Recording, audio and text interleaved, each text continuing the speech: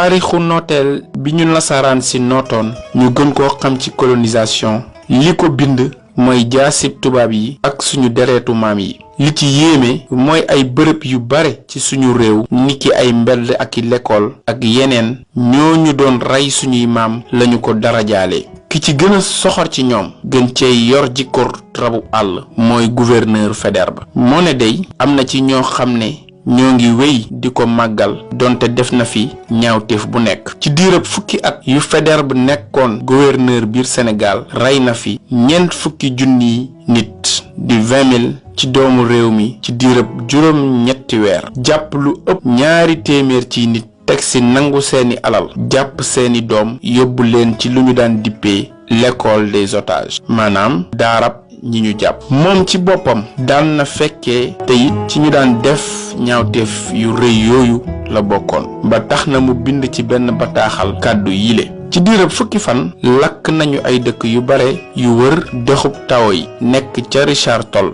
teg si nangu 3 nag fanweeri fas juróom fukki mbaam ak ay xar yu bari jàpp 150 ci ñoom ray 100 nit lakk 25 ci dëkk ba noppi xoqatal ñépp. lile moo doon dundab Faidherbe ray ak tëj ay nit teg ci sàcc seeni alal. ci weerub janvier atub 1855 ca wàllub Dimar Faidherbe lakk na fa dëkk bu ñuy wax Bokkol. 20 fan ak juróom ci weerub février atub 1855 Faidherbe lakk na 20 dëkk ak juróom ca Waalo yu ci mel ni Nder Temey Ndombo Ñaaco ak Kër Mbay. 10 fan ak juróom ñaar ak 10 fan ak juróom ñett ci weeru mars atub 1855 dëkk yii di Sowe nii Fos Biney Njàkk Aral Jaran ak Njajeer yépp la Faidherbe lakk. weerub mars atub 1855 dëkk yii di Marsa ak Undunba tamit Faidherbe lakk na leen.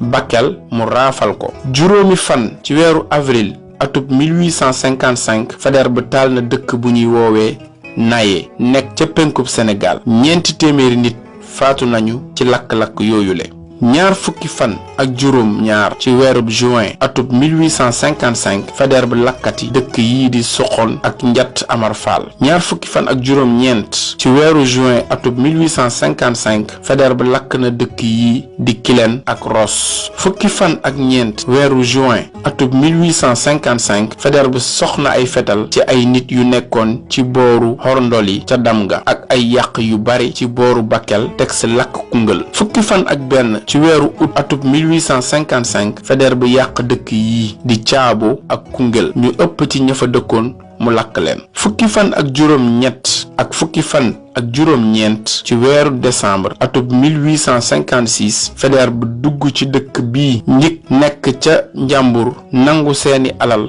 teg si lakk dëkk bi niki dëkk yii di Wadan ak Baral. 10 fan ak juróom ñett weeru mai atub 1859 Fatick ak mboolem dëkk bu ko wër Faidherbe daf leen lakk gannaaw xare Logan Dem. weeru mars atub 1861 20 dëkk ak juróom ci diggante Kel ak Mexe la Faidherbe lakk. ñi deewul ci lakk-lakk yépp mu sox ay fetal seen kaw. 3 fan ci weeru avril atub 1861 Kër Ali ak mboolem dëkk yu ko wër Faidherbe nangu na seen alal teg si taal seeni dëkk. 10 fan ak juróom ñett atub 1864 dëkk yii di Boseyaade ca Fuuta Faidherbe dellooti na nangu seeni alal rey seeni nit yàq seeni dëkk. li ñu fi lim yépp ci ay ñaawteef teewul ci réew mi ñoo ngi màggal nit ku yées kooku di Faidherbe nga xam ne rey suñuy doom sàcc seeni alal yàq seeni dëkkuwaay moo doon dundam. ba tax na pont bi gën a siiw ci Sénégal nekk ca Ndar moom lañu ko darajaalee teg ci ab l'école ak benn statue bu nu ñugg ci xolu dëkk bi ci bërëb boo xam ne moom tamit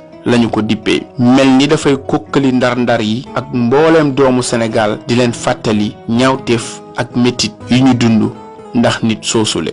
guddik 3 fan ci weeru setumbar gannaaw ngelaw ak taw yu rëy statue boobule daanu woon na ci suuf mu doon bunt ngir ñu jëlee ko foofule niki ni ko ñu bari doon sàkkoo ci doomu réew mi nga xam ne li leen soxal mooy jox nit ku ñuul ay yelleefam waaye jëwriñ bi nga xam ne moom lañu dénk wàllu caada ak cosaan àndoo ak maire bu Saint-Louis delloo ko ci bërëb bi mu nekk te statut boobule li muy màndargaal mooy lakk yi Faidherbe bi doon lakk suñu dëkk ak dëkkaan yi ak di fitnaal suñu kilifa yi suñu doomu dëkk yi mu daan toroxal ak a rey ci gàttal daal statut boobu dafay mel ni rekk ñuy màggal suñu nooteel bi mu tegoon suñu